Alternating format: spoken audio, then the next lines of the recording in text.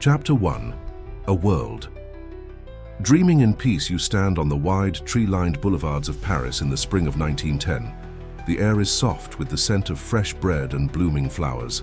Horse-drawn carriages clatter gently along cobblestone streets, as well-dressed ladies with feathered hats stroll past cafes filled with laughter and cigarette smoke. The world, at least on the surface, seems to be at peace. More than 4 decades have passed since the last major war in Europe. A generation has grown up without the sound of cannon fire, believing perhaps naively that civilization had moved beyond such barbarism. You look around and see progress. The Eiffel Tower still gleams with modern wonder, barely 20 years old. Across the Channel, London hums with the rhythm of industry and empire. In Berlin, grand avenues echo with the pride of a newly unified Germany. Vienna dances to the waltz of old nobility. St. Petersburg dazzles with imperial ambition, and in Rome the ghosts of ancient grandeur whisper in marble ruins while the modern world builds around them. The world you stand in is one of empires and elegance, of monocles and moustaches, of handwritten letters and telegraph lines. It is a world run by kings and kaisers, tsars and emperors, where diplomacy is conducted by top hats and telegrams, and wars, if they come at all, are assumed to be brief, glorious affairs. But if you look closer, beneath the glittering surface of Belle Epoque optimism, you'll see the cracks, small at first, hairline fractures in the foundations of the old world. A concert of power, a symphony of tension. You are living in the age of empires. The British Empire rules over a quarter of the world's population. The French are building theirs in Africa and Indochina. The Germans, ambitious and young, have arrived late to the imperial game, but hunger for their place in the sun. Russia stretches across 2 continents, vast and slow, while Austria-Hungary is a patchwork of peoples barely held together by imperial tradition. The Ottoman Empire, aging and weakened, clings to the edges of Europe, derided as the sick man. Together, these great powers form what diplomats like to call the concert of Europe, a delicate balance of alliances, rivalries, and secret pacts. On paper, it is meant to keep peace. In reality, it is a web of dry kindling waiting for a single spark. 2 great alliance systems dominate the map. On one side stands the Triple Entente, France, Russia, and Britain, bound not by love, but by fear of German aggression. On the other side is the Triple Alliance, Germany, Austria, Hungary, and Italy, bound by mutual interests and anxiety about encirclement. Each power believes itself strong, each trusts in its military, and none seem prepared to back down when challenged. You watch as nations pour money into arms races. Dreadnoughts, massive battleships, slide off British and German docks in a contest of naval supremacy. Armies swell in size. War plans are drawn, timed to the hour, waiting to be triggered, and still, despite the tension, life goes on. The press writes of patriotism and prestige, not apocalypse. Politicians argue in parliaments, not trenches. You, like most, believe war is improbable, or if it comes, it will be short. Nationalism and the fever of identity. As you move eastward, across the continent, you begin to feel another heat rising. Not from cannons or industry, but from the minds of peoples long denied a voice. You enter the Balkans, the mountainous, volatile region known as the powder keg of Europe.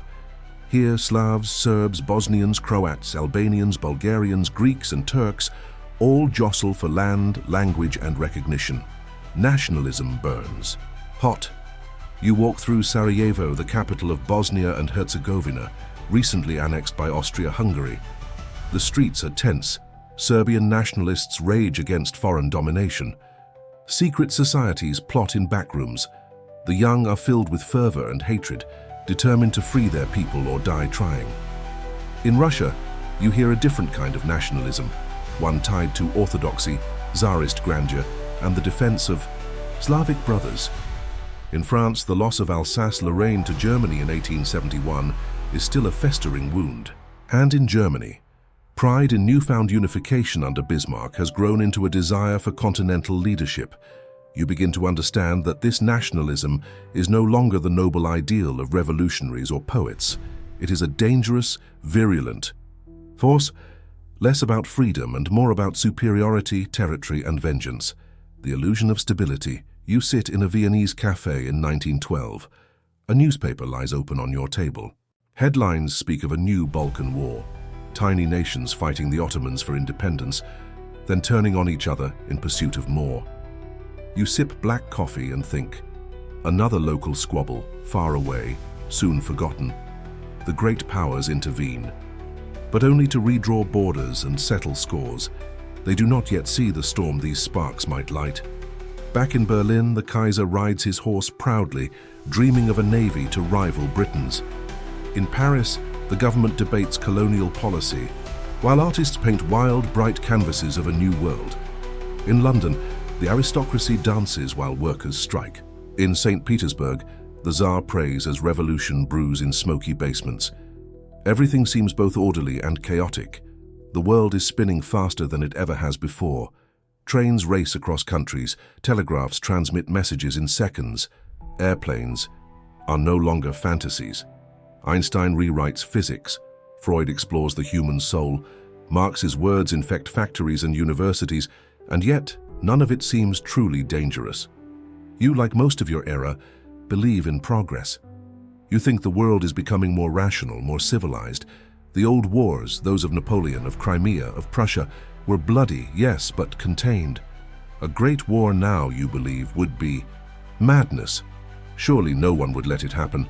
The romance of war, but you're wrong. For beneath the surface of modern life lurks a terrible nostalgia. For glory, for sacrifice, for the old myths of heroism. War in the minds of many is still romantic. You hear it in the newspapers, in school books, in conversations between generals. Young men dream of uniforms and medals, of charging cavalry and noble death. You watch a military parade in Berlin. The crowds cheer. Children wave flags.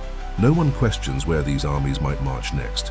The generals, grey-bearded and proud, plan for battles they do not understand. They imagine sweeping flanks and brave offensives, not machine guns and gas.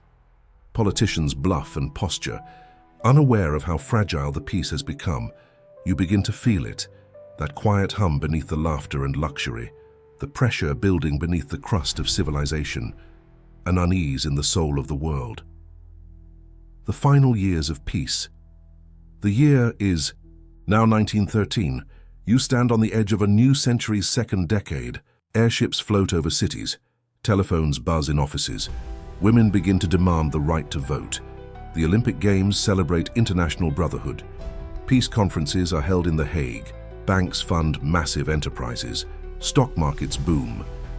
The future looks bright, but look closely, you see border skirmishes, secret alliances, and arms deals. You hear national anthems sung louder, with more fire. You see the press inflaming public opinion, turning neighbors into enemies. You watch a train pass, knowing it could soon carry soldiers. You read poems filled with hope, and others filled with rage. You hear rumors of anarchists, of assassins, of revolutionaries with bombs in their coats and names on blacklists. And somewhere in the shadows of Sarajevo, a young man waits with a pistol in his pocket and fury in his heart. Tamudil.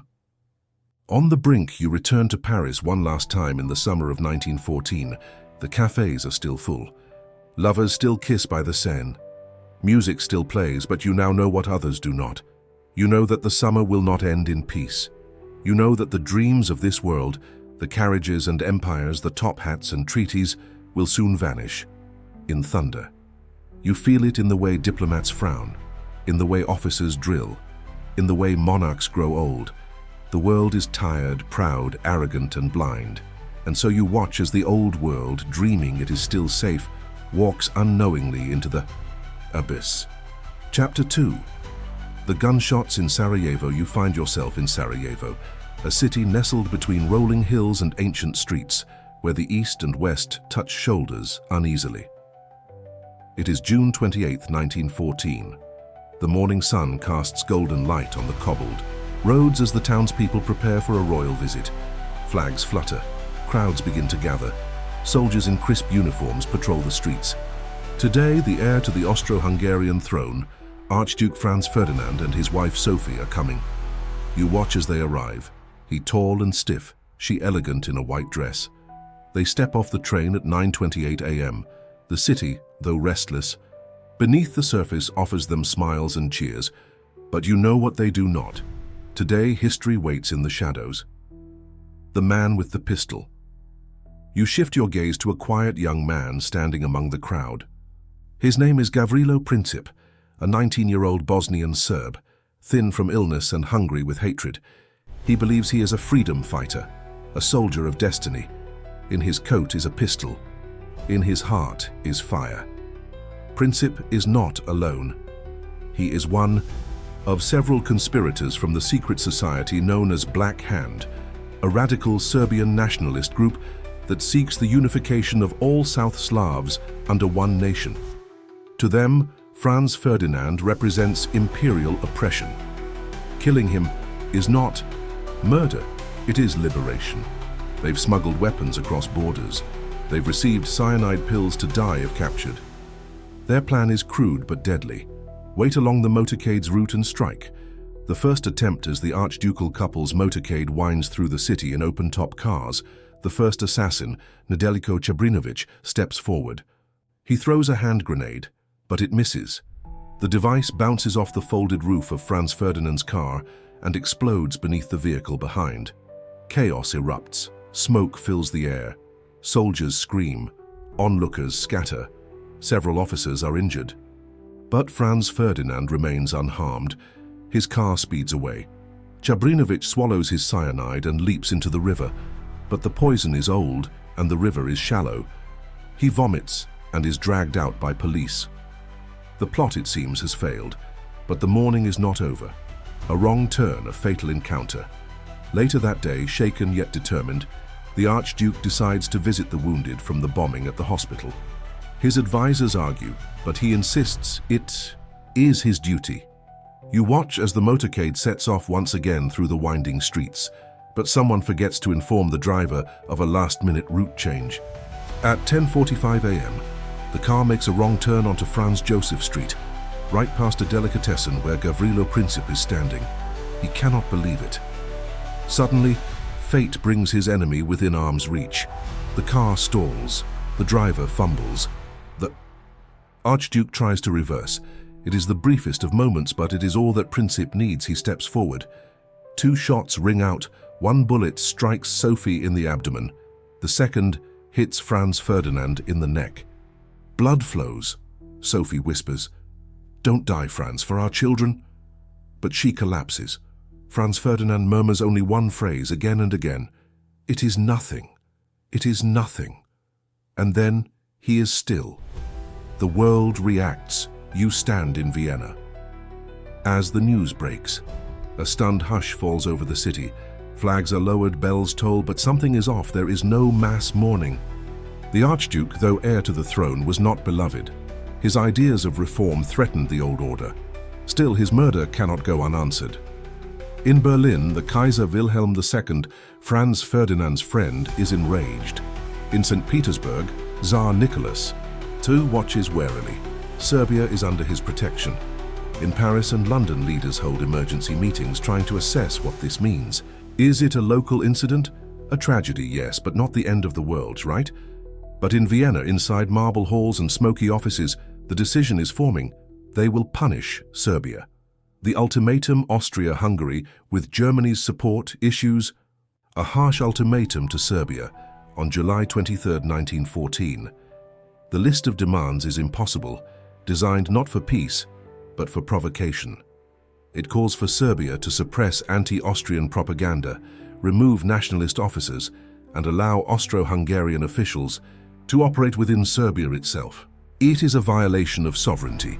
You listen as diplomats scramble. Serbia responds with surprising conciliation, agreeing to most demands, but rejecting the loss of its dignity. To the rest of Europe, it seems Serbia is trying to avoid war, but to Vienna, the time has come. The fuse is lit on July 28, 1914. Exactly 1 month after the assassination, Austria-Hungary declares war on Serbia. Cannon fire echoes along the Danube. You watch as the ancient machinery of alliances begins to turn. Russia mobilizes in defense of Serbia. Germany sees this as a threat and demands a halt. There is none. On August 1st, Germany declares war on Russia. France, allied with Russia, prepares for its defense.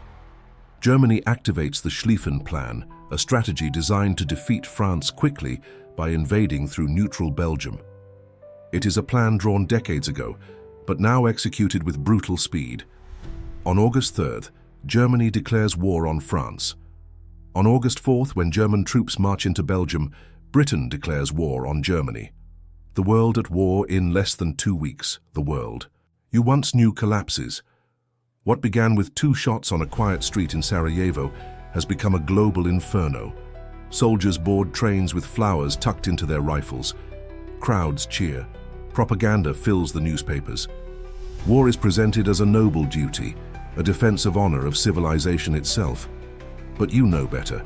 You watch as Europe sleepwalks into catastrophe, each step logical, each move justified by fear, pride, or alliance, yet none truly comprehending the scale of what they are unleashing. The storm has come, the storm has. Summer of 1914 is the last golden season for millions. Young men kiss their mothers goodbye. Fiancés wave handkerchiefs on platforms. Generals speak of swift victories.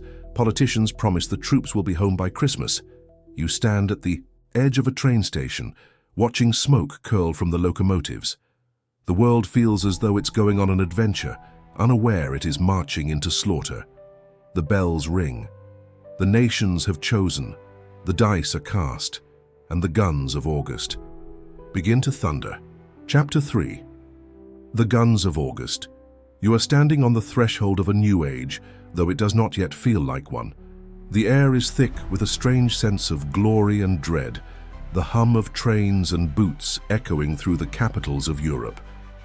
In Berlin, in Paris, in London, in Vienna, and in Moscow, men in bright uniforms march through city squares with bayonets pointed toward the heavens, as if heaven itself were the next conquest. It is August 1914.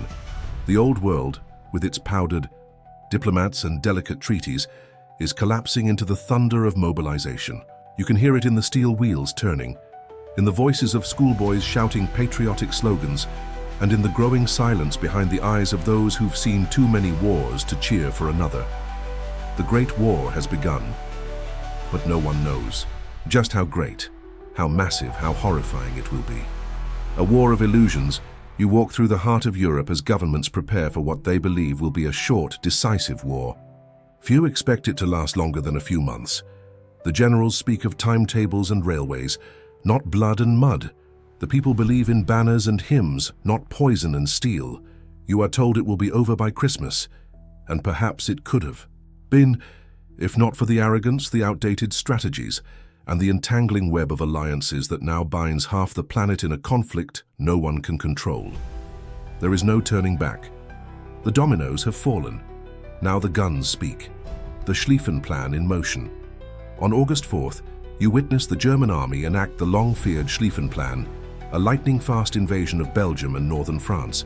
It is a bold, sweeping maneuver, intended to crush France in 6 weeks, then pivot east to deal with the Russians.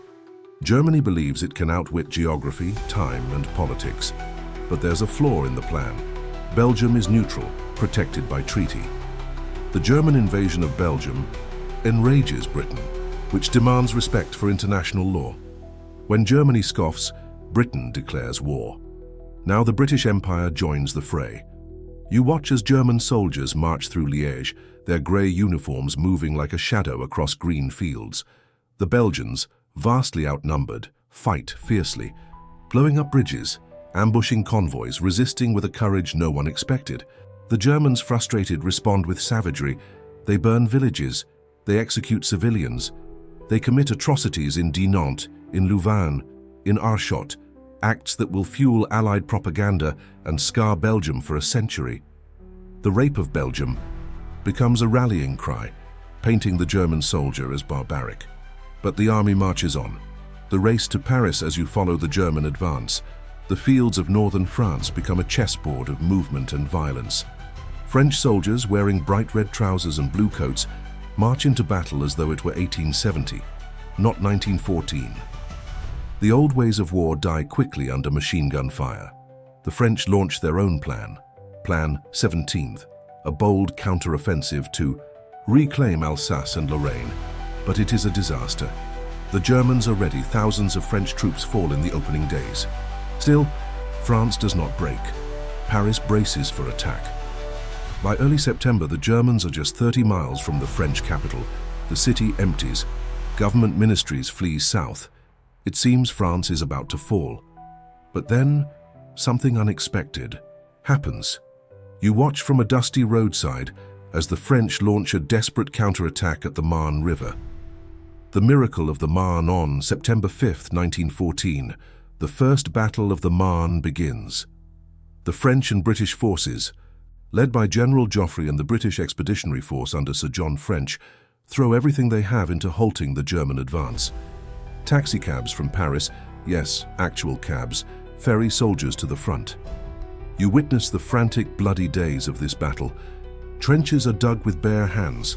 Artillery shells rip through orchards and wheat fields. Entire units vanish under the storm of fire. Yet the Germans, stretched too thin and facing fierce resistance, are forced to retreat. The offensive stalls. Paris is saved, but the war does not end. Instead, something far worse happens. The Western Front freezes. As both sides realize they cannot outflank each other, they begin to dig. First for cover, then for survival, then as a strategy. By the end of 1914, a line of trenches stretches from the North Sea to the Swiss border, nearly 500 miles of mud, blood, and barbed wire. You stand inside one of these trenches, and the smell hits you first. Rot, sweat, excrement, smoke. The walls are slick with slime, the floors are waterlogged. Rats the size of cats scurry over boots and corpses alike. This is not a battlefield. It is a purgatory. The war of movement is over. Now begins the war of attrition. The Eastern Front ignites, but not all of the fighting is static. Far to the east, the vast Russian Empire has mobilized faster than Germany expected. Russian armies invade East Prussia, threatening German territory. You move now to the Eastern Front, where the war is one of open plains and sweeping maneuvers. Here, battles, far measured not in meters but in miles, and in lives. The Russians strike with two massive armies, but poor coordination dooms them. At the Battle of Tannenberg in late August, German generals Hindenburg and Ludendorff encircle and destroy the Russian Second Army. Over 90,000 Russians are captured. The defeat is humiliating, but it earns Hindenburg national fame. Still, the Russians are not broken. They return wave after wave, bleeding German and Austro-Hungarian forces alike. The Eastern Front will become a theater of suffering to rival the West, but with even fewer trenches and far more dead. New weapons, old mines. You thought this war might resemble those of the past. Noble charges, cavalry maneuvers, glory. But you were wrong. This is the birth of industrialized warfare. You see machine guns cutting down charging men by the hundreds. You hear artillery so loud it can be heard 20 miles away. Shells so big they leave craters the size of houses. You witness barbed wire, flamethrowers, armored trains, and even aerial dogfights between biplanes. Fragile machines flying through skies that had never known war. And then the most terrible, weapon of all, gas. In the months to come, you will see men screaming, blinded, their lungs turned to liquid by chlorine and mustard gas. You will learn that this war is not just killing bodies, it is erasing humanity. The global war expands. What began in Europe now spreads. Japan declares war on Germany and seizes its colonies in China and the Pacific.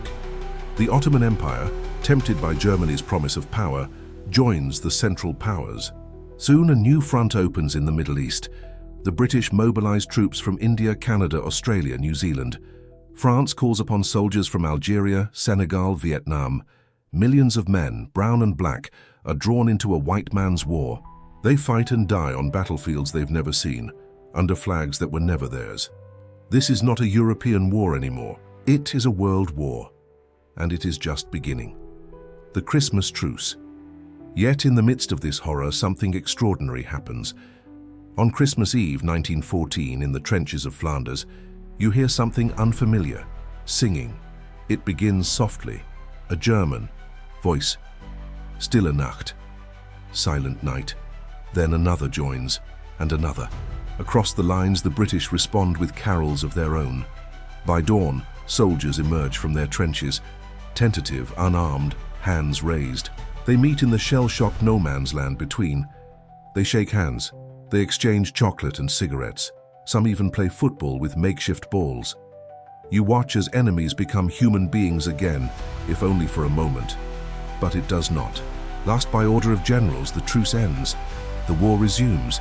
The world has changed by the end of 1914. The war has claimed over 1 million lives.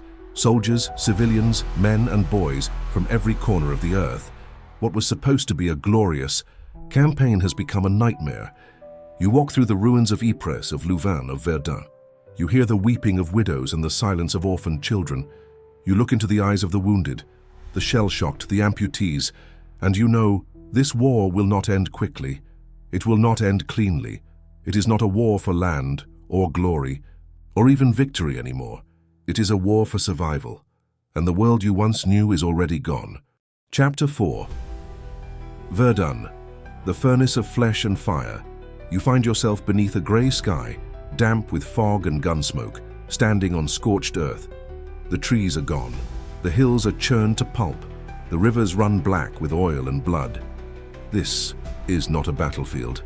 This is Verdun. It is February 1916, and the longest battle of the war, perhaps the longest battle of human history, is about to begin. This is where the soul of France will be tested. This is where the German Empire believes it can break its enemy, not by outmaneuvering them, but by bleeding them to death. And you, along with millions of others, are about to be swallowed whole. A war plan. Based on death, the man behind this assault is General Erich von Falkenhayn, chief of the German General Staff. He believes France is too proud, too sentimental, too bound to its history to ever abandon a city like Verdun. His logic is cruelly simple. If the French cannot retreat, then the Germans can kill them in place. "We will bleed France white," he writes in a memo to the Kaiser. He does not plan to take Verdun swiftly.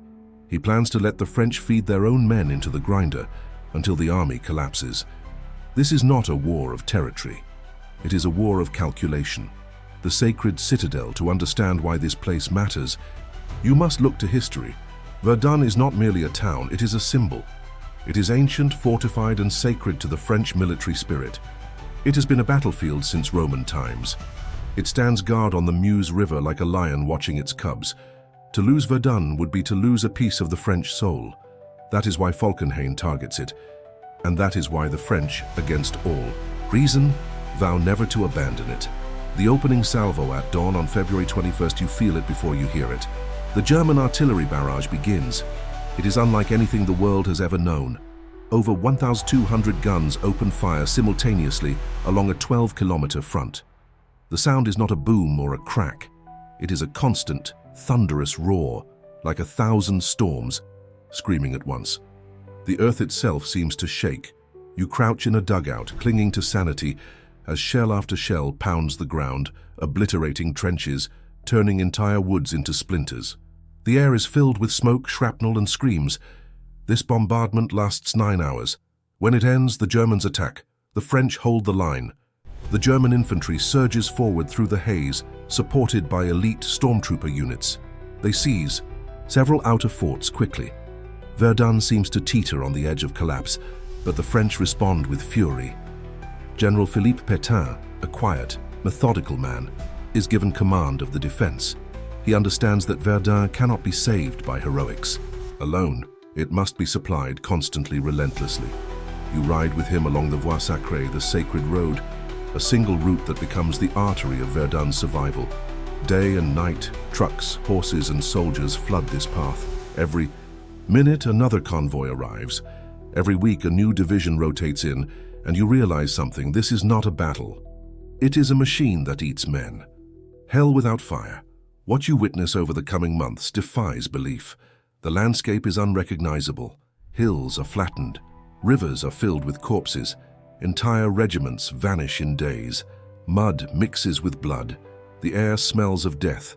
You dig and you bleed. You fire your rifle into fog, unsure whether you're killing or surviving. You sleep in rat-infested dugouts.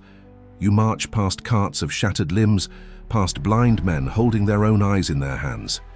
There is no time for strategy, only endurance. The French motto becomes, "Ils ne passeront pas, Maris," they shall not pass, and they don't. The human cost by summer, over 500,000 shells have been fired into the small region around Verdun. The forest is now a cratered wasteland. Entire units fight for days just to capture a few hundred meters. You are told to hold a trench for 24 hours. You stay for 10 days. You watch comrades cry for their mothers. You see men bury themselves in the dirt to escape the explosions. You help carry the wounded, only to find there are no more stretchers. You learn to sleep through the screams. By July, both sides have lost hundreds of thousands of men, and still the line does not move. The forts of stone and flesh in June. The Germans capture Fort Vaux after a heroic last stand by French troops, who held out for 7 days underground without food or water. They fought in pitch-black tunnels using pistols, bayonets, even bare hands.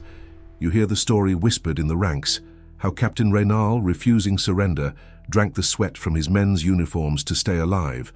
But not all is lost. Later, the French reclaim Fort Douaumont, the largest and most symbolic stronghold in Verdun. Its fall had been a humiliation. Its recapture becomes a rallying cry. You march forward behind a creeping barrage, watching the Germans retreat. It feels like a victory, but what you find inside the fort, dozens of dead, suffocated in their own gas masks, reminds you that in Verdun every victory is Pyrrhic. A furnace without flame. Why do you stay? Why does anyone? Because something has changed. This is no longer about winning. It's about not giving up. It's about surviving just one more week, one more day, one more hour. You stay because others stayed before you. You fight not for glory, but because you were told others died so you could be here. Verdun has become the soul of France, and now it is yours too. It consumes you, but it does not break you. The Germans falter. By the autumn of 1916, the Germans are exhausted. Their own casualties mount. The French, rotating divisions through Pétain's system, remain stronger than expected. German soldiers begin to mutter, "Verdun ist ein Fleischwolf." Verdun is a meat grinder. Falkenhayn is dismissed. The German High Command quietly begins to shift troops to another front. The French do not let up. In October and December, they launch counter-offensives and retake lost ground. The battle ends not with fanfare but with silence, as winter sets in and both sides finally stop. Verdun is over, but the price is unimaginable. The numbers that haunt in 10 months of fighting, there were 700,000 casualties, dead, wounded, or missing, for a single battle. On a front no wider than 15 miles, the town of Verdun is destroyed. The hills around it are so poisoned with metal and corpses that even a century later, they remain a red zone, uninhabitable, untouchable. You walk away with a body intact, but a soul shattered. You carry the ghosts with you, every soldier does. Legacy of Verdun does not change the war's direction. It does not end the stalemate, but it changes the war. It becomes the symbol of endurance, of futility, of sacrifice, beyond logic. To the French, it is a testament to national will. To the Germans, a bitter lesson in arrogance. To you, it is a place where the old world finally dies, because here no myths survive, no honor remains untainted, no war seems noble, just mud and fire, and the knowledge that human beings built this hell themselves and chose to stay. Chapter 5. The Somme. Blood in the trenches, you wake to the sound of whistles, not birdsong. It's July the 1st, 1916. The sky is low and overcast above the rolling fields of northern France. Somewhere, beyond the fog, the River Somme snakes quietly. Through the countryside, you are part of the British Expeditionary Force, and you are about to step into the bloodiest day in the history of the British Army. No one tells you that. Instead, you're told this will be the breakthrough, the moment the Allies tear a hole in the German lines and rush through in glory. You believe it.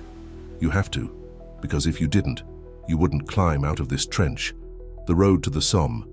You've been in France for months, training, drilling, waiting. The plan for the Somme was meant to be simple. A massive Allied offensive, British and French armies advancing side by side, to relieve pressure on the battered French forces at Verdun and punch through the German defenses. But reality shifted. Verdun devoured the French army's strength. So the Somme, once a joint operation, became primarily a British effort, a baptism by fire for the citizen soldiers of Kitchener's army, young men who had volunteered in 1914, swept up by posters and promises, still believing war had some nobility left in it. Now they faced the machine, 7 days of fire. For a week before the attack, British artillery fires over 1.5 million shells at the German lines. You hear them constantly, like a distant thunder that never stops. They tell you the bombardment will destroy the enemy trenches, cut their barbed wire, obliterate their machine guns. All you'll need to do is walk forward and occupy what's left. You believe it, you have to. But the German dugouts go deep, and their wire remains, and their machine guns are not only intact, they are waiting. 0 hour, you stand on the fire step, heart pounding. Around you, young men joke and smoke to mask their fear. Some kneel and pray. Some write final letters they'll never send. At 7:30 a.m., the whistles blow. You go over the top, you climb the ladder, boots slipping on muddy wood, rifle in hand. You step into no man's land, and then the world becomes metal. The killing ground. The moment your boots touch open ground, the machine guns open up. German MG-08s rake the field with bullets. Entire lines of men fall before they can take 10 steps. Shells erupt around you, flinging dirt and body parts into the air. Screams rise above the cacophony. You duck, stumble, press forward. There is nowhere to hide. The barbed wire remains. Thick coils of it, unmoved by shells. You find yourself tangled, you cut, curse, crawl. Bullets whip past your head. Your friend beside you drops, face open and red. You keep moving, because stopping means dying. Massacre by the end of that first day. Nearly 60,000 British soldiers are casualties. Over 19,000 are dead. One day, you survive. Barely. You find a shallow shell hole and press your body into it. Around you lie the bodies of boys in uniforms, too clean, eyes still wide with confusion. The attack was a failure, but it is only the beginning. Mud and madness. The battle continues, for months. You live in the trenches. You eat stale biscuits and cold tea. You sleep among rats. The mud never dries. It soaks your boots, fills your rifle barrel, seeps into your soul. Each morning, new attacks. Each night, new names missing from roll call. The Somme becomes a furnace not of fire but of attrition. Neither side gains much ground, just meters, often lost the next day. But the killing continues, because the generals believe the enemy must be worn down. If enough Germans die, surely the line will break. So you die too. New machines, old pain in. September, a new weapon appears on the battlefield, the tank. You see them, huge iron beasts crawling forward on caterpillar tracks, belching. Smoke bristling with guns. You cheer at first. Hope flickers in your chest, but the tanks are slow, many break down, some get stuck. The enemy adapts quickly. The future of war has arrived, but for now, it still belongs to mud and blood. A landscape from Helby October, the fields of the Somme are no longer fields. They are mud lakes, craters, and shattered corpses. Entire trees are reduced to black stumps. Horses lie bloated in the muck. Trenches collapse under the weight of rain and rot. You dig new ones. You fight for inches. You wonder what day it is. You begin to forget what home smelled like, the Christmas that never comes by. December, the battle is finally called off. The British have advanced about 6 miles. The cost? Over 1 million casualties, British, French, German combined. And for what? You ask that question often, quietly, in letters, in whispers, in silence. No one answers. A war that eats generations. The Somme changes everything. For Britain, it is the death of innocence. The flower of a generation, the teachers, poets, sons and clerks who filled the ranks, now lies buried in shallow graves across the fields of Picardy. For you, the Somme leaves a permanent scar. You begin to see war not as glory, not as duty, but as a system designed to consume men and produce only silence. And yet, you stay, because there's nowhere else to go. The war will go on. The front holds. There is no victory. There is only the war, and now you know what it is. Not flags or songs, not honor, just mud, and the knowledge that no man who walks into this storm walks out the same. Chapter 6. The War at Sea and in the Skies. The globalization of conflict. You are no longer just a soldier of the trenches. You are a witness to a war that has slipped its borders, spread its wings, and cast its shadow over land, sea, and sky. What began as a European struggle has become a global catastrophe, reaching distant oceans, colonies, and even the heavens above. You may have joined this war believing it was a matter of loyalty to king or emperor. Now, as it evolves, you begin to realize it is not just armies that are fighting. It is civilizations. A new front. The oceans turn to steel. You first hear about it in whispers, about ships disappearing beneath waves, about convoys sunk without warning. At first, it seems like faraway news. You're in France, stuck in the endless grind of mud and fire. But soon you understand, the oceans have become a battlefield, just as vicious and uncertain as the one under your boots.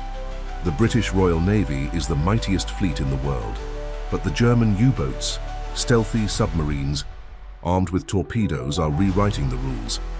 They are the sharks of the war, attacking unseen and vanishing before they can be struck. Merchant ships vanish without warning. Civilians drown, food supplies falter, and suddenly, the British Isles feel like an isolated fortress, surrounded, not by walls but by water, and under siege. The dreadnoughts clash, the Battle of Jutland. It is May 1916, and you're stationed inland, but news travels quickly when something this big happens. Off the coast of Denmark's Jutland Peninsula, the largest naval battle of the war erupts between the British Grand Fleet and the German High Seas Fleet. You listen to the details in the quiet moments, imagining the chaos.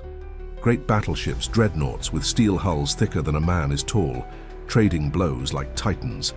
Shells screaming across the waves. Night battles lit by explosions.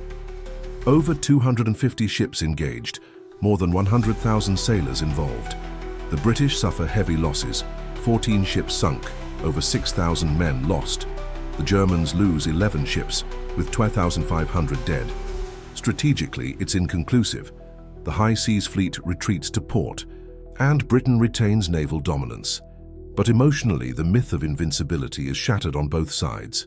From then on, the German Navy places its hopes more on its silent hunters, the U-boats, unrestricted submarine warfare, total war below the surface. By 1917, the rules have changed. Germany resumes unrestricted submarine warfare. Every ship, merchant, passenger, neutral, is a target. No warning, no rescue. You hear of the Lusitania, sunk 2 years earlier with nearly 1,200 dead, including Americans. But now even more ships go down. The sea becomes a graveyard. Thousands drown. Supplies to Britain dwindle. The fear of starvation becomes real. And with it, so does America's anger. It is not just a war between soldiers now, it is a war against entire populations. Food is rationed. Blockades choke ports. Children grow thin. War touches everyone, even those who thought distance would protect them. Across the globe, the colonial fronts, you look at your comrades. Some are from Canada, Australia, New Zealand. Their homes lie half a world away, yet here they are, knee-deep in European mud. But the war has not only drawn men from the colonies into Europe, it has also dragged the fight into the colonies. In Africa, the Germans battle British and French colonial troops. The terrain is unfamiliar. The climate brutal. Disease kills more than bullets. But still they fight. In the Middle East, the Ottoman Empire holds a vast stretch of land, stretching from the Arabian deserts to the shores of the eastern Mediterranean. Here too the war rages. You hear of a British officer, T.E. Lawrence, later called Lawrence of Arabia, who rides with Arab rebels against the Ottomans. You hear of the Sykes-Picot Agreement, carved in secret between Britain and France, promising to divide the spoils of the Middle East when the fighting ends. Even as men bleed in the trenches, empires plan for what they will gain, not just what they might lose. The sky opens, a new dimension of war. The first time you see an aircraft, you're startled. It is a fragile thing, canvas and wire and thudding engine. It hovers above the trenches like a curious bird. You wave. It disappears. Soon you realize these are not birds. They are predators. The early years of war saw planes used only for reconnaissance, observing enemy positions, but quickly they evolve. Fighter planes emerge, armed with machine guns, their pilots dueling in the skies in what newspapers will later romanticize as dogfights. You envy their view, their escape from the mud, until you see one spiral down in flames and... Remember, there is no safe place in this war. The Red Baron, Manfred von Richthofen, becomes a name everyone knows. He claims dozens of kills, flying with grace and lethality, his plane painted crimson. But even he will not survive. And then come the bombers. They strike cities, London, Paris, Antwerp. Not military targets, but civilians. You hear of bombs dropped on homes, on schools. The sky is no longer a ceiling. It is a source of fear. A world set ablaze. You receive a letter from home. It speaks not of your village or your family, but of the world unraveling. In Russia, the Tsar grows weak. Protest erupts in Petrograd. Something is changing. In the Balkans, Serbian guerrillas continue to fight Austro-Hungarian control. In Italy, the front in the Alps is frozen, deadly, and unmoving. In Mesopotamia and Palestine, British troops inch toward ancient cities, Baghdad, Jerusalem, carving history into conflict. It is no longer a war for victory. It is a war of survival, and it is being fought everywhere. The American entry. A sleeping giant awakes April 1917. America declares war on Germany. You read the news with quiet surprise. For 3 years they stayed away, believing the ocean would protect them. But the U-boats and the Zimmermann telegram, a German plot to ally with Mexico, brought them in. At first it changes little, but you sense something in the wind. The Americans come with fresh troops, abundant supplies, boundless optimism. You envy them. They do not yet carry the scars. They will. Technology outpaces. Humanity you once believed bravery won wars, now you understand machines do. Artillery grows. Larger, more precise. Aircraft get faster. Tanks improve. Radio becomes a weapon of coordination. Even medicine adapts. Mobile hospitals, antiseptics, field surgery. The pace of innovation is dizzying. But with every advance, death grows more efficient. Now you no longer count losses by names. You count them in thousands per day. You do not feel your soul harden. But it does. The wars wait sometimes in the rare hours of silence. You wonder how long this can go on. Your enemies are not monsters. The few prisoners you've seen are just boys, frightened, hungry, shaking in their coats. You have more in common with them than with the men in suits drawing maps behind desks. Yet still the orders come, and the world grows darker. The global war by the end of 1917. This is no longer a European war. It is a world war in every sense. Battles are fought in Europe, Africa, the Middle East, and the Pacific. Nations from 5 continents send troops, supplies, or ships. Civilian populations are mobilized like never before. Women enter factories. Children knit socks for soldiers. Families ration food. Technology bridges the gaps between nations and creates new ways to kill. And you, once a soldier from a quiet town, are now part of something far larger than yourself. Something monstrous. The world changed irreversibly. You understand now. Even if peace comes, especially if peace comes, the world will not go back to what it was. Borders will shift. Empires will crumble. Nations will rise. Entire ideologies are being forged in the fire. This war is not just about territory. It is about the future, and you are trapped in the middle of it trying to survive. Chapter 7. Revolution in the East. The fall of the Tsars and the rise of Red Russia. You have watched men fall by the thousands. You've seen cities crumble, fields scarred by shell fire, and skies filled with smoke. But now you begin to witness something even more unsettling, an empire unraveling from within. To the east, the Russian giant is collapsing, not under the weight of enemy shells, but under the weight of its own history, its own suffering, its own people. This is not just a battlefield report. This is a revolution, and it will change the course of the world. The cracks in the Colossus, you hear it first as a rumor among prisoners. The Tsar is finished. Russia, the empire of endless winter, has always seemed both powerful and distant to you. With its sprawling borders and millions of soldiers, it was a terrifying ally to have on your side, or a daunting foe to face. But now, the truth spreads. Like frost through the trenches, Russia is coming apart. The signs were always there. Soldiers freezing in outdated uniforms, rifles shared between men, food lines stretching for hours in St. Petersburg, now renamed Petrograd to sound less German. Behind the glitter of palaces and uniforms, Russia is starving. And in the war's third year, the people finally have enough. The February Revolution. When the people rose it is March 1917 on your calendar, but in Russia, where the old Julian system still reigns, they call it February. Protests erupt in Petrograd. Women march for bread. Factory workers go on strike. Soldiers sent to quell the riots begin to join them instead.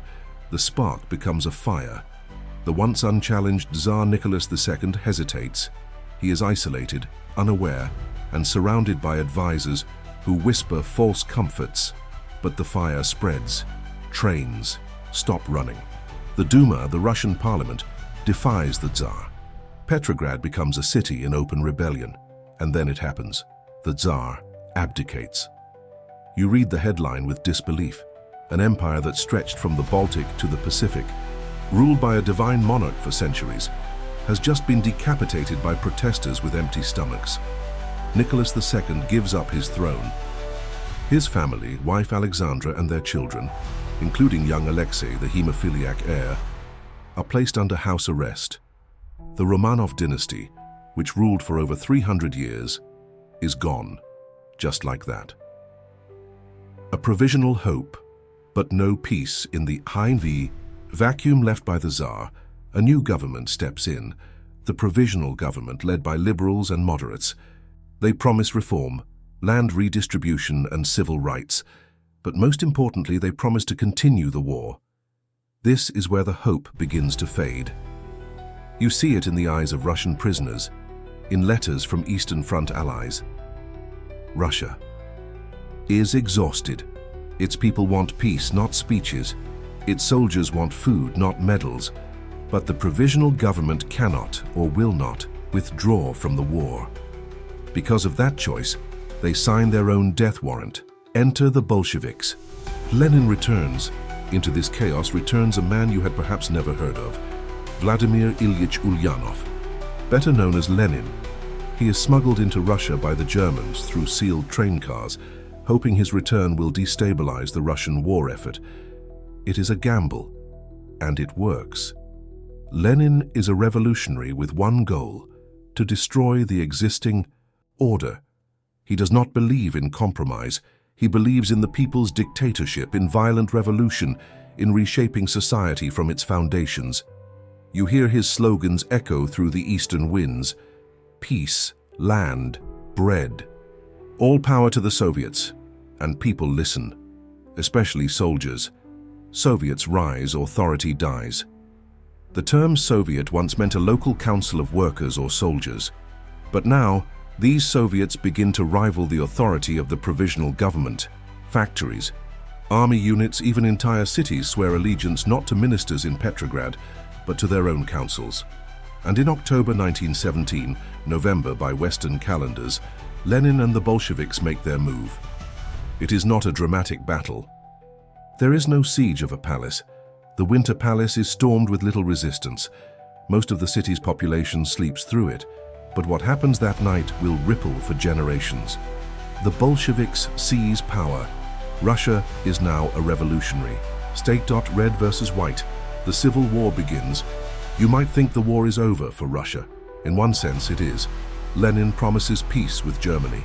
But now a civil war erupts across the vast empire. The Bolsheviks, now calling themselves Reds, fight for the revolution, for socialism, for a new world. Their enemies, the Whites, are a loose coalition of monarchists, nationalists, foreign troops, and democratic reformers. They fight to restore Russia, to stop the red tide. The country fractures. Railroads are sabotaged. Cities change hands weekly. The countryside starves. You hear tales of horrors from the east, executions of nobles, clergy, landowners, pogroms against Jews, red and white terror campaigns, fields where neighbors slit each other's throats in the name of ideology, and at the heart of it, the Romanovs.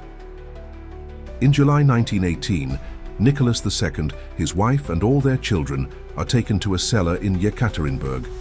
There, they are executed by Bolshevik agents. The old world is not just falling. It is being erased. The Treaty of Brest-Litovsk, exit from the war as chaos reigns in Russia. The Bolsheviks fulfill their promise to end the war. In March 1918, Lenin signs the Treaty of Brest-Litovsk with Germany.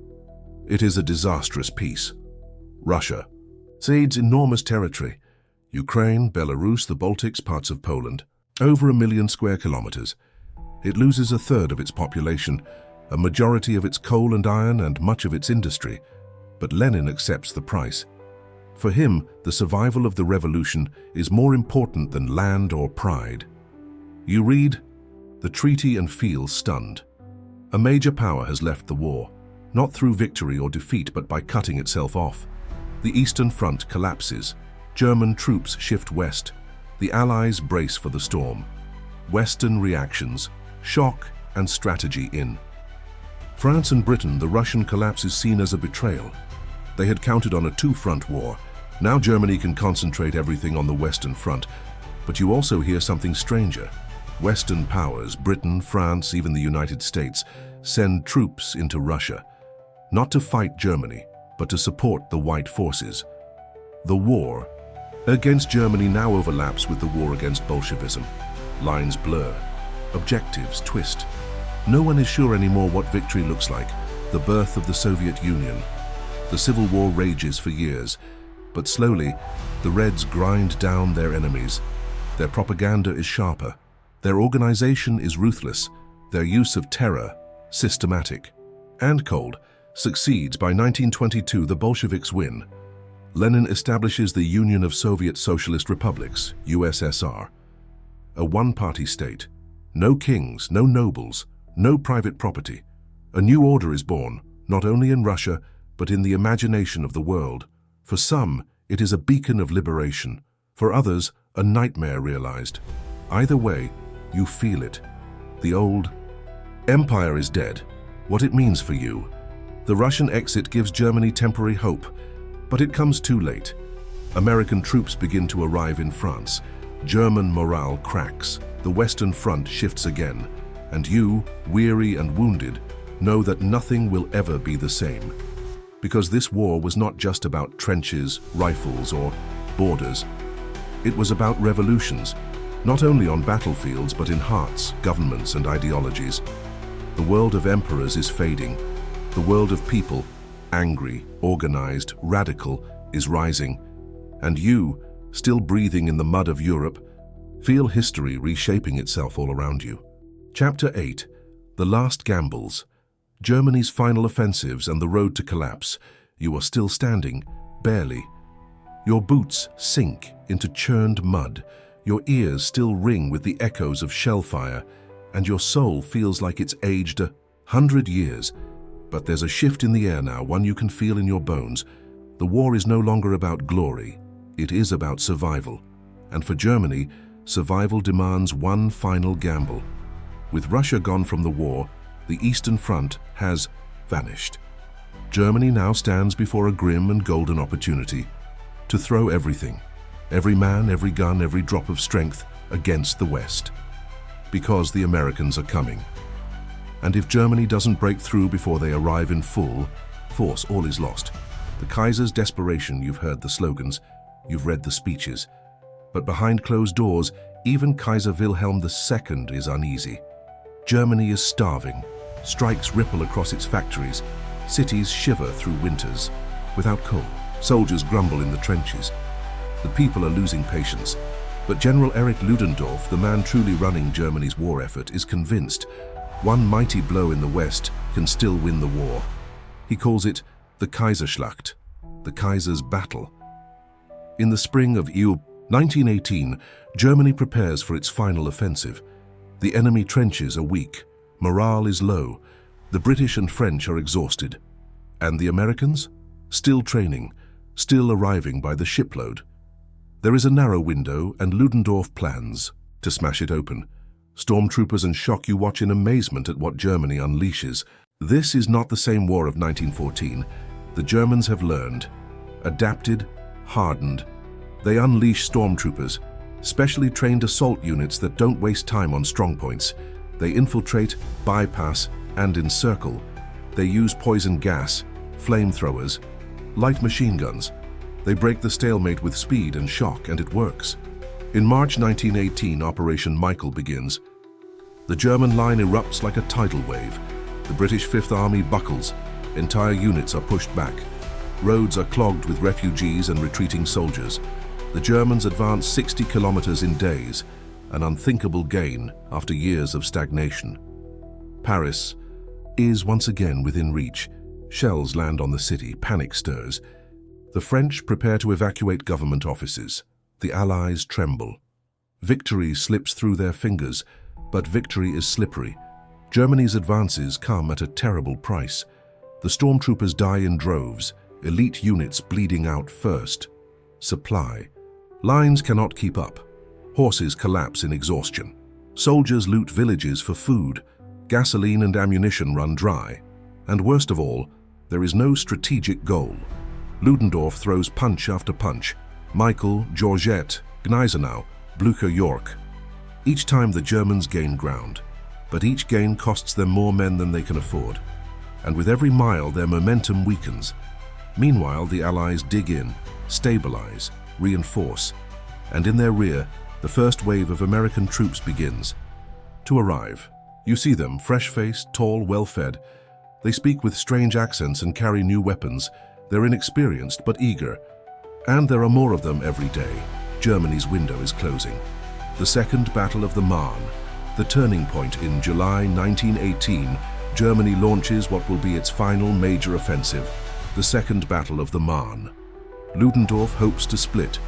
The French armies enforce a collapse, but this time the Allies are ready. They lure the Germans into a trap, allowing them to advance into a salient, then strike from the flanks. French, British, American, and even Italian troops pour into the fight, and for the first time, you see the Germans retreat. It is not just a tactical withdrawal, it is the beginning of the end. The Allies now seize the initiative. They begin their own offensive, a rolling series of attacks known as the 100 Days Offensive. One front, then another. German lines bend, break, fall apart. You sense it. The tide has turned, the collapse from within. But Germany is not only being defeated at the front, it is imploding from within. On the home front, the situation is dire. Food is scarce, rations are cruel. The British blockade chokes off supplies, children die from malnutrition, the working class riots, even the military command begins to fracture. Soldiers desert, sailors mutiny.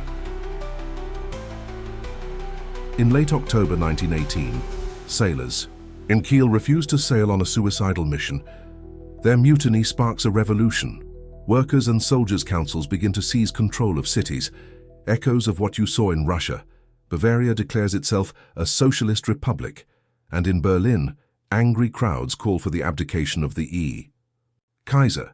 The German Empire is disintegrating, its people no longer willing to die for its survival. The fall of the Kaiser on November 9, 1918. The unthinkable happens. Kaiser Wilhelm II abdicates and flees to the Netherlands. Germany, the proud empire that once stood astride Europe, becomes a republic overnight. Power shifts to the hands of civilian leaders. Among them, a man named Friedrich. Kleibert tries to hold the crumbling state together. You realize the end is near, but not just the end of fighting, the end of an era. The empires of Europe are dying. The world they built, the wars they fought, the crowns they wore, all of it is sinking into history's grave. The armistice, 11/11/11. Then comes the moment you have prayed for and feared. November 11th, 1918. At 11 a.m., on the 11th day of the 11th month, the guns fall silent. The armistice is signed in a train carriage in the Compiègne forest in France. The Germans surrender unconditionally. The war is over. but there is no celebration in your heart. You do not cheer. You do not wave flags. You stand in the mud surrounded by shattered trees and the bones of friends, and you weep because you know what it cost, what victory looks like. You survived. But at what cost? Over 10 million soldiers are dead, more than 20 million wounded. Millions more civilians killed by famine, disease, and bombardment. Empires have vanished. Austria-Hungary, Ottoman, German, Russian. Maps are redrawn. Kingdoms erased. Revolutions. Born, you look at your hands and wonder who you were before this. A clerk, a student, a farmer. That person is gone now. You are something else. A witness, a ghost, a survivor of the war to end all wars. And though the world is quiet now, you can already hear the next storm brewing. Beneath the treaties, beneath the ruins, beneath the illusion of peace. But for now, you sit and breathe and wait for the dawn. Chapter 9. A bitter peace. Versailles and the seeds of the next war. You have just emerged from the nightmare of war, but the scars you carry are far from healed. The guns may have fallen silent, yet the world you return to feels fractured, unrecognizable, and haunted by uncertainty. The victors of the Great War have gathered in the grand halls of Versailles, beneath gilded ceilings and beneath the watchful eyes of history. They come to decide the fate of the defeated, Germany and the other Central Powers. But instead of healing wounds, the peace talks threaten to deepen them. You listen as harsh words and bitter accusations fill the air. Leaders like Woodrow Wilson, David Lloyd George, and Georges Clemenceau negotiate, each with their own vision, their own demands. Wilson speaks of a peace without victory, a world where justice and self-determination reign. But Clemenceau, scarred by the devastation wrought upon France, wants revenge and security. Lloyd George seeks to protect Britain's interests and maintain its empire. You watch as the Treaty of Versailles takes shape, a document that will reshape Europe and plant the seeds for future conflict. Germany is forced to accept full responsibility for the war, a war guilt clause that burns like acid in the hearts of millions. Reparations are demanded, billions of marks that will cripple the economy and inflame national humiliation. Territories are stripped away. Alsace-Lorraine returns to France, vast lands are ceded to Poland, and overseas colonies are seized by the victors. The once mighty German military is reduced to a shadow of itself, forbidden tanks, aircraft, and submarines. You hear the anguished cries of those who see this as a betrayal, no peace, but a punishment. The Weimar Republic struggles to hold the country together as extremist voices rise, preaching vengeance and renewal. Across Europe, empires crumble further. The Austro-Hungarian and Ottoman empires are carved into new nations, ethnic groups clash, and the new borders sow confusion and resentment. You realize the peace is fragile, built on compromises and bitterness, and beneath its surface, the old. Conflicts and new grievances simmer dangerously. You wonder, have the leaders truly learned from the carnage, or have they only postponed the inevitable? As you look toward the horizon, you sense that this peace is only the beginning of another chapter, one that may plunge the world once again into darkness. Chapter 10. The Legacy of the Great War. A world forever changed. You stand at the edge of a world forever altered by the Great War. A war that promised to end all wars, but instead shattered old certainties and sowed the seeds of new conflicts. The guns are silent, the trenches abandoned, but the echoes of 4 years of unimaginable suffering still reverberate through every corner of the globe. You carry memories of comrades lost to mud, machine guns, and poison gas. You remember the endless rain and choking smoke, the nights spent listening for artillery shells, the faces of those who never came home. Your body is marked by wounds, some visible, many hidden deep within your mind and soul. The Great War changed more than battlefields, it changed the very fabric of society. The human cost, the staggering toll of the war, is impossible to ignore. Over 16 million dead, 21 million wounded, millions more scarred physically and mentally. Entire generations decimated, families shattered, communities destroyed, dreams extinguished. The war's survivors often find themselves haunted by grief and guilt, struggling to reintegrate into a society that can barely comprehend their trauma. You witness the rise of a new awareness, about the horrors of modern industrial warfare. What it meant to be cannon fodder in a conflict that devoured millions like grass in a wildfire. Veterans' hospitals fill with men suffering from what they call shell shock, an invisible wound that breaks spirits as surely as bullets break. Bones political upheaval and revolution. The war's end triggers a wave of political upheaval. Empires collapse, Austro-Hungarian, Ottoman, Russian and German, replaced by fragile republics and new nations struggling to find their identity. You watch as Bolsheviks seize power in Russia, plunging the world's largest country into a brutal civil war. Communism spreads fear and hope alike across Europe. Nationalist movements flare, redrawing maps and igniting ethnic conflicts. In the Balkans, the tinderbox that lit the war's fuse, tensions remain dangerously high. The League of Nations is born, an unprecedented attempt at international cooperation designed to prevent another catastrophe. But you know it will be tested, and its weaknesses exposed. Social and cultural shifts. The war also transforms society and culture. The roles of women change as they step into factories and offices while men fight abroad. You see new voices demanding rights and equality. The war shakes faith in progress and reason. Artists and writers rebel against old ideals, creating works that express disillusionment, fragmentation, and the absurdity of human conflict. You feel the pulse of the lost generation, those who came of age in the trenches and now grapple with a world that no longer feels familiar or safe. Economic consequences. The global economy reels from the war's destruction. Infrastructure is ruined, trade disrupted, debts mount. You see hyperinflation cripple Germany, and economic hardship fuel political extremism. The Great Depression looms on the horizon, a dark shadow that will deepen the world's wounds. The fragile peace and the road to the next war. You understand now that the Treaty of Versailles, while ending the fighting, fails to create lasting peace. The harsh terms breed resentment in Germany and elsewhere. You sense the restless tide of nationalism and revenge rising. The seeds of another devastating conflict are quietly being sown. You think of the words spoken during the war's early days, the belief it would end all wars. But history is cruel and unpredictable. You are left to wonder, how will the world heal? How will humanity learn from this nightmare? And will the next generation inherit a legacy of peace or violence? As you close this chapter of history, you carry with you the stories of sacrifice and survival, of failure and hope. You are witness to a world forever changed, a world that remembers the cost of war and the desperate hope for peace.